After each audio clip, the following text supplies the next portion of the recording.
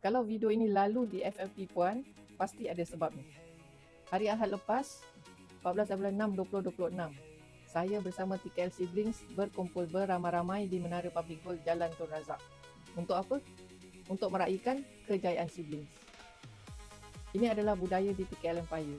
Bila ada siblings yang mencipta kejayaan, kami akan raihkan bersama-sama.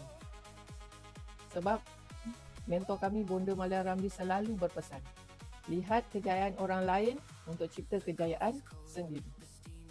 Apa kejayaan yang siblings kami buat? Ada 2 orang, mereka telah berjaya unlock founder master dealer. Tahniah kepada Puan Rizarina dan Puan Ira atas kejayaan ini. Nak tahu tak siapa mereka ni? Mereka adalah suri rumah. Suri rumah yang menjaga ibu sakit, suri rumah yang tak dapat sokongan daripada suami.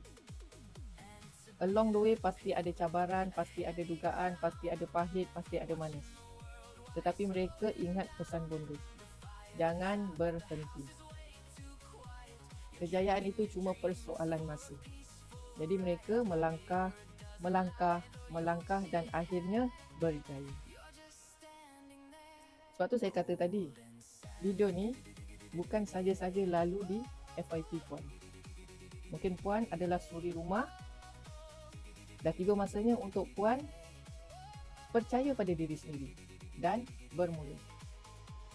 Kami alhamdulillah dah berjaya, Puan pun boleh. Kami berjaya sebab apa? Sebab kami ada mentor yang bukan kaleng-kaleng Puan. Mentor kami Bonda Malia Ramli, 6 tahun berturut-turut champion lady di Public Gold. Kami ada support daripada sibling. Dan di TKL Empire ada sistem yang lengkap. Puan jangan risau. Puan realisasikan impian Puan. Jangan pandang rendah pada impian Puan hanya kerana Puan memegang status suri rumah. Buktikan kepada dunia, suri rumah juga mampu.